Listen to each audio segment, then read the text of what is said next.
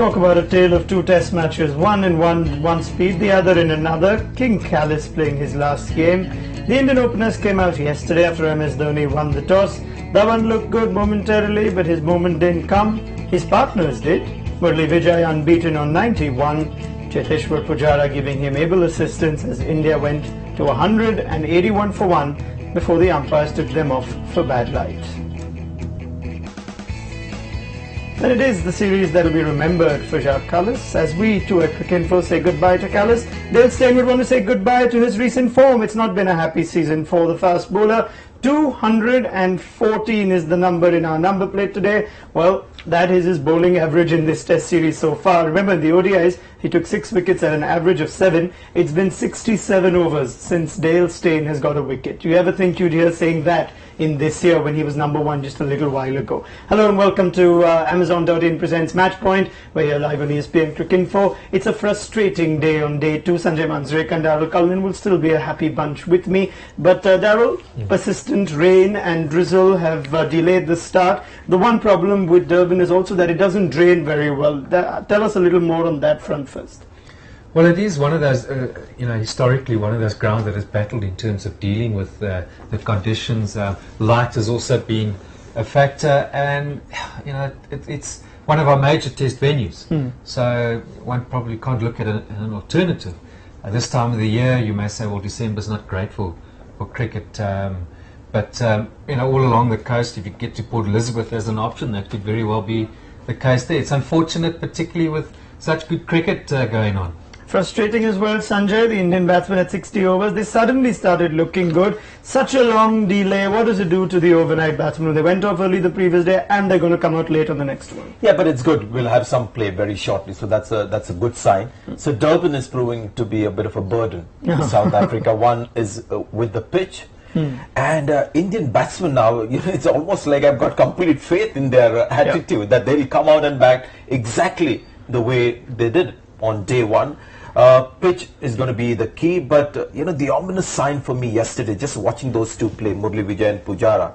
Murali Vijay will give you the odd chance, but that other guy, Pujara, I mean, that bat was coming down so straight and it looked like the wall. He was batting a bit like Sitanshu Kotak does for Saurashtra, which means thou shall never get out. Yeah, okay, we've seen that before. Now, there are two elements to day 2. Once you've seen the status of the match, which is that there are the Indian batsmen that are looking comfortable on a pitch like Sanjay Manjrekar alluded to, isn't doing much. And there are South African bowlers that did try something different yesterday. We saw Daryll Steyn go around the wicket. To show you where we stand at the match, quickly take a look at the numbers. 181 for 1. Moni Mokal picking up the only wicket of Shikhar Dhawan early on day 1. But Vijay and Pujara have almost been flawless since then.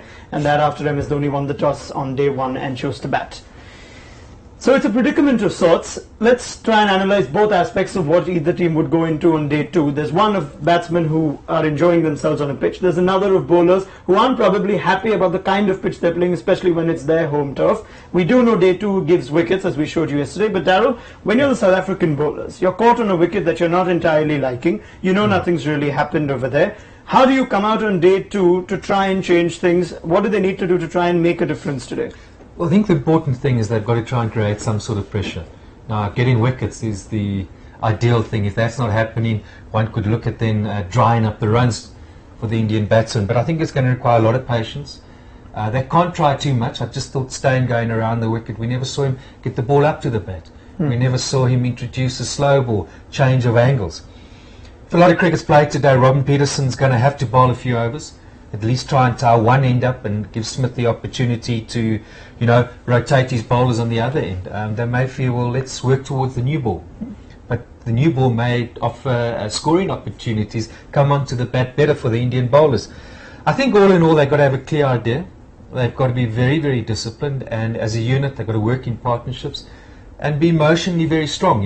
Today is a big day. It's a moving day for both teams. If they striving for a result, because the less cricket we play, we get on to the next day, it seems very unlikely that we'll have a result, and if there is one, unless there's really bad cricket played, it should go India's way. Yep, okay, interesting point. Pujara and Vijay, the overnight batsmen, Sanjay, and they hardly, like I said, put a foot wrong, though there is a vulnerability.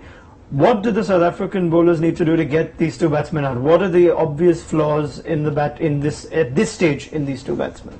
no obvious flaws, really. But, I mentioned the attitude of the Indian batsmen, and that's where the attitude of the South African bowlers has been a little disappointing, unexpected in the series. For example, the quickest and the most sort of intimidating spell of bowling that we saw from Daryll Steyn was when India was 180 for 1. Yep. When he came round the wicket and bowled quick balls touching 147 kilometers per hour. But when it mattered, we keep talking about moments in the test match. Here's Daryll Steyn, first morning, India batting first, whatever there was for the seamers was going to be in the first hour. He's bowling at 132, 134, 135. And suddenly right at the end, when two batsmen are well set, confident, he's coming firing in all cylinders. So I didn't understand that. Coming back to your question, Murli Vijay, obviously there is one area where you can keep trying against him is his love to play the cover drive. Yesterday was a bit controlled, but today, who knows? New day might just lose that self-control. So get him to cover drive with the field and not bowl over pitch. When it's over pitch, he drives well, just around good length. Get him to drive on the up with an angle back through the covers. That's one thing. Pujara, there is no weakness there really, and that is what is frightening for me. When Murli Vijay played superbly on the threshold of 100, so that could be another advantage that South Africa could exploit. Pujara, I'm just clutching at straws, Daryll. Just to pick out something that, as a bowling captain, that you could do is maybe bowl 2 or 3 short balls and over to him, because he will defend it. I don't think he'll go for the polar hook, or he does sometime, but if he does, there's a chance there. And then bowl the middle stump line. Because there have been occasions when this guy has surprised you by just allowing the ball to go through his defense in the home series, which was shocking at the time because his defense is so solid. So a very long answer to your question, I understand. Not a problem. But it's going to be a long day for the South Africans. Takes care of a lot of other questions that I might prefer. Thank you, Sanjay. Daryll? Somehow South Africa have got to try and rattle these two guys. Yeah. Get them out of their comfort zones and try to get them to change their plan and the way they play. And that's where captain and bowler and the bowling coach have got to do a lot of work and try and analyse somewhere, try and find a weakness in both of these players, because the one strength South Africa have is that short ball, and what I'm hearing, Sanjay's spot on, that at times and moments, and your top bowler is Steyn, he's not leading in terms of intensity, cranking up that pace and being clear about what he wants to do. One thing we haven't mentioned is the possibility of reverse swing. There was a little bit yesterday, so the older ball might keep reverse swinging and get bigger for South Africa. But then it's only got 18 overs to the second new ball, so that's going to be an issue Graham Smith has to deal with. Yeah, they've just bowled like good boys. Even Morning Mockle, Daryll Steyn. I think the biggest weapon that a fast bowler has, especially guys like Mockle and Steyn, is pace and bounce for Mockle, but they haven't used it to frighten the batsman. He keeps, he talks about reverse swing, which is the ball that is bowled full. But if you're not going to bowl too many short balls, the batsmen are going to get into a great position to balls that are, right up there. So bouncers, just to get that little fraction of a second movement late coming on to that front foot to play the full ball. Yeah, brings a good... Sorry, Daryll. If they're not there, then in terms of bowling the way that's required, then you've got to then look at what's happening off the field. Okay. How is South Africa coming into it? And that brings the captain, the bowling coach, and the coach into it, because it's one of the things we mentioned at the start of the series. South Africa's inability to start off well, not necessarily well, but to keep that consistent and at the right time show that intensity in what's required to try and rattle these Indian batsmen. And it's too inconsistent. Throughout the year we've seen that. As good as they've been as bad. Yeah, two interesting points that come out from this. One, with regard to what kind of bowling would this pitch really be beneficial to? Would it be the older ball? And whether the Indian bowlers are actually better equipped? We'll ask Sanjay in a moment. But what you alluded to right now, Daryll, with regard to the bowlers, it's one thing on just the analysis. The other aspect is also on how frustrating and irritated the bowlers would be by watching the pitch. And the fact that they are home bowlers. How much of a role does the conditioning and the little pep talk do now overnight? Because that was something lacking last time. We tried to figure out who's the one talking to the bowlers. Is Steyn doing the talking? Steyn himself seems low. Who does the lifting before the game? Well, there is a bowling coach, and that's where he would come into it in a big way, with the coach as well. South Africa, though, can't get too caught up in what pitch conditions are. It's at home, and that's what's been presented to them. But just listening to interviews and Morne Morkel's chatting about it, they're not happy with what they're getting, and that was pretty evident yesterday. We called it. And after this test match, I think South Africa, Cricket South Africa and KwaZulu-Natal, I'm not even sure what they call themselves these days, they need to come together and say, right, we can't be, we've seen 4 years, potentially, it's early days, I know, but there could be a situation with 5 test matches in a row, you've lost 4, you may even lose a 5th, or it's a draw at a home venue. Surely that's not good. Okay, now the other point of it is the Indian bowling attack seems to have a little more variety, not the kind of quality that you think the South African bowling attack possesses, but with the differential in the style of bowling, would this pitch actually give more to that bowling attack, surprisingly? There could be one bowler who might prove to be the most effective on a pitch like this because it's got low bounce, and we know what he did when the bounce is low at the Eden Gardens, Mohammad Shami.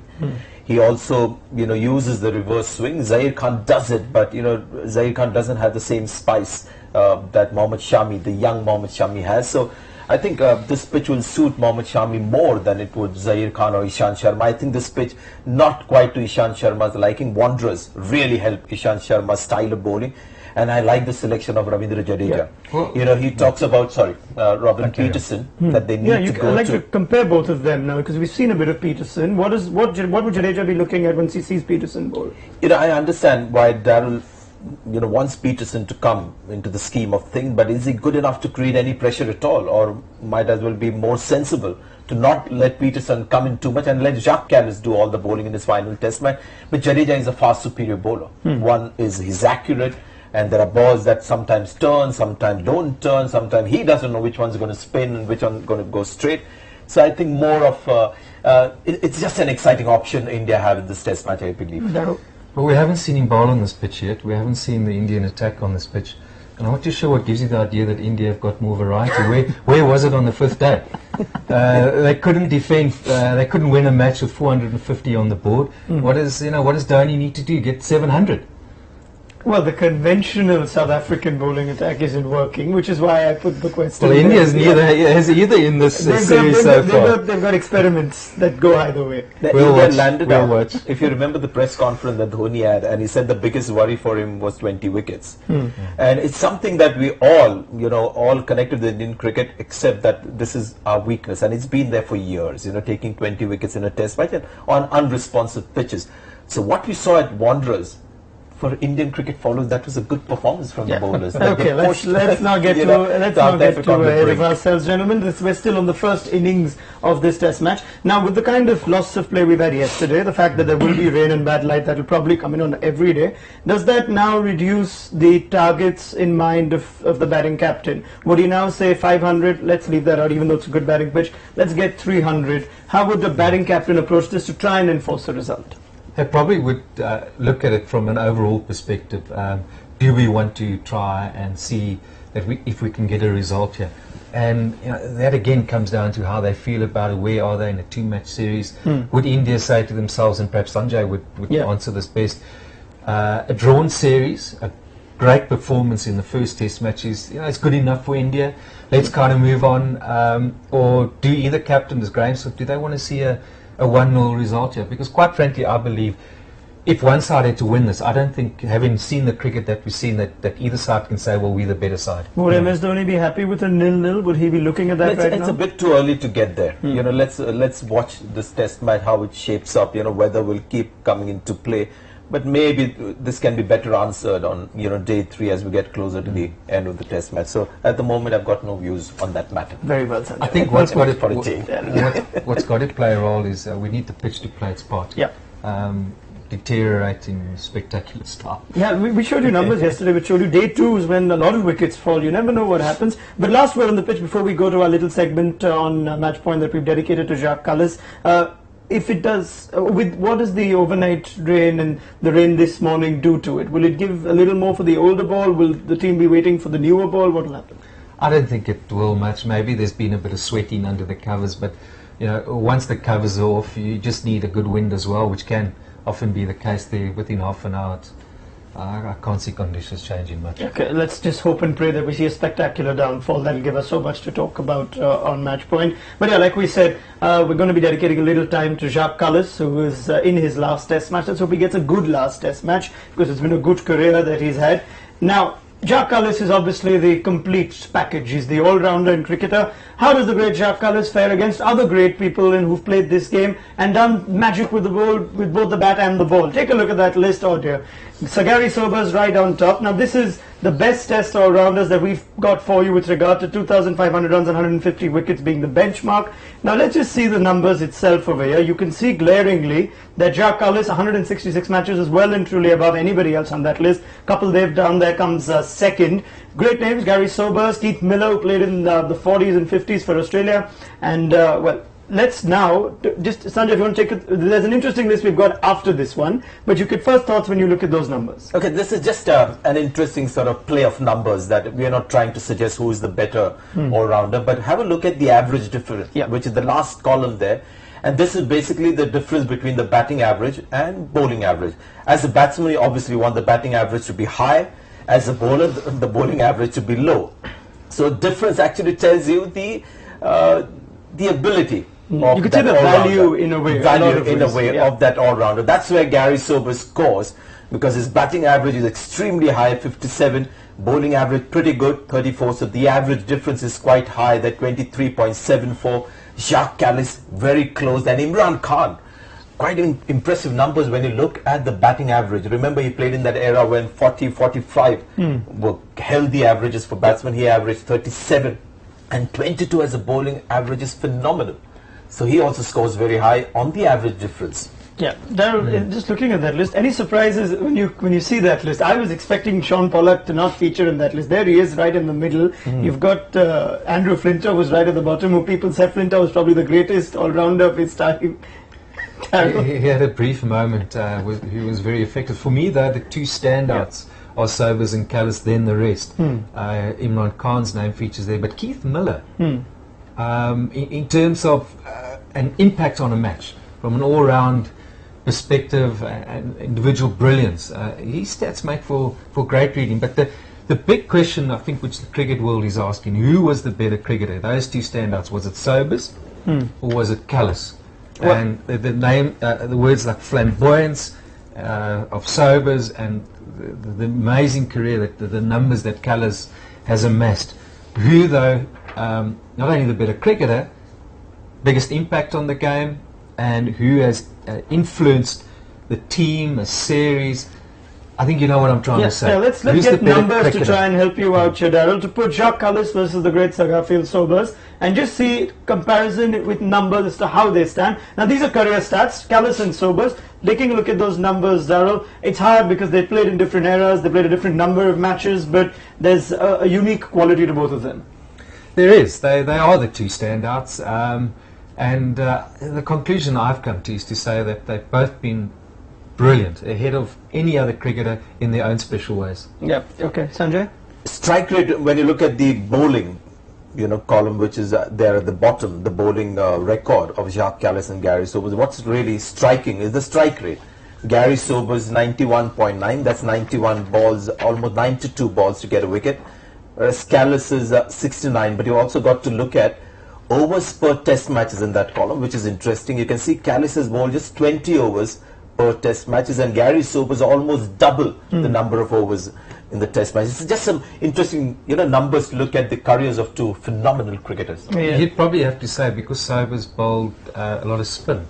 That's why he bowled a lot more overs. And I'd like to see, ultimately, if we look at both players, over 166 test matches, which, as we know, Cullis played. It's just an interesting exercise because we don't know what could have happened. This is something Daryll wanted us to have a look at. Before you do say it, I'll just give out the basics of what we've done here, what Rajesh has done. He's basically taken these figures as per where their careers ended and just taken those numbers up, nominated those numbers up depending on what their numbers ended at. So Keith Miller with 55 matches and the runs that he made over there, 29, 58 runs and 170 wickets, taking that average per match, the runs per match and wickets per match, he's taken it up to, if Miller, Imran and everyone else would have played 166 matches, it's just something interesting numbers throw up. Daryll, all yours. It's just an exercise for the sake of it, because we don't know what could have happened to Sobers. He may have kind of retired. For me, though, the wickets is interesting. Sobers 419, 11 fifers. Now, a batsman getting 100 is the same as a fifer in cricket. 11-5 to Callis. I keep coming back to Keith Miller. Look at that, 21. Pollock 25, both of them 44. And Richard Hadley is worth mentioning, 832 wickets, 69 5-4. The hundreds between the top two, 46 and 44. Not much to speak about in terms of total amount of runs. Catches, 4 apart. It's so interesting to see that they're so close, and it comes back to the question the whole world's asking: who was the better cricketer? Sanjay Manjrekar has an answer. What's it? No, I don't have the answer. These are just numbers that are wonderful to look at, and this is actually a good idea, Daryll. Stretching those figures to 166 tests. Right? This is a fictional sort of. This is some fun we're having with numbers. That's all. So when you look at that, what's coming through is that Jacques Kallis was the batting order, wasn't he? I mean, when you look at the wickets, it's just 292 compared with all the other all-rounders. Look where Imran Khan goes. Suddenly he's close to 700 wickets. Richard Hadley was a tremendous bowler. He was the best bowler that I played against. So there he is. He goes up to 832. So it's telling us something about eventually what these guys would have become. Gary Sobers is quite impressive on the wickets front as opposed to Jacques Kallis. I mean, 69. So if we say 5 is like 100, so we could 69 say that tons, 69 hundreds from Hadley. And which one, though, won a series or match on his own? We can say, right, that was a brilliant all-round performance. I can think of one, Kallis, his first Test match in Cape Town, where he got 110 wickets in the match against the West Indies, and look back and say, he won that Test match for us. This is also just fantasy records, isn't it? We're having some fun with our numbers. I must share the story with Jacques Kallis. I was reading online. He went to school, Wynberg Boys High School in Cape Town, and one of our top cricketing schools that produced some great cricketers through the years, obviously Kallis being the number one. The field's named after him, the main oval, and there's the Jacques Kallis Scholarship, which he pays for every year. The kid gets chosen. In fact, quite a few schools around the country. I think he selects about 10 kids, and every year sees to their school fees, etc. But there's a particular guy, the Keith Richardson, master in charge of cricket, headmaster. He's been there forever. He's the Mr. Chips, like you'll find in a lot of traditional cricketing schools. And he was telling the story that Kallis, about 13 years of age, he took him to an under-15 trial. A provincial trial, so that was good recognition for a young cricketer, and he didn't make the side. And obviously, young Jacques was very disappointed, and so was the coach, Mr. Richardson, and went over to the convener of selectors and said to him, "But this kid's got some talent and potential." And convener said to him, "Listen, we think he's too small, because Jacques was, as a junior, was pretty small, and we don't think he'll end up being much of a cricketer." So let's hope that this guy is not selecting sides anymore, and because part of that would be discovering new talent. Okay. And Richardson tells the story simply because to tell people what sort of kid Kallis was, and his response was, "I'll show them, sir," and he certainly has. Oh boy, did he! Okay, wow, that was brilliant, Daryll. Good stuff. Okay, that was good stuff. Now let's take a few questions from the fans from all of you before we head to live action. Naveen, 67. How come South Africa produced so many great all-rounders, Pollocks, Kluisners, Kallises, etc., and no quality spinner? Is it genetic? I think the other one there is Big Mac. That's Big Mac. Big M, yes. Okay. I think to a large degree it is genetic. We've been a nation of big guys. Rugby in many ways has been a big sport for us. And it's the only sort of answer I can give. We've had great weather, so we've through the years been blessed with that, being very outdoor sort of people, and so young kids, from a young age, they're developing strength and all-round skills, and we have It's always been a case, you played a winter sport, you played a summer sport, and invariably a winter sport was a physical one, like rugby, and we're big meat eaters. Yeah. So it's not shy of red meat. So, but I think primarily it's probably been genetic, and we've come through good cricketing systems. Yeah.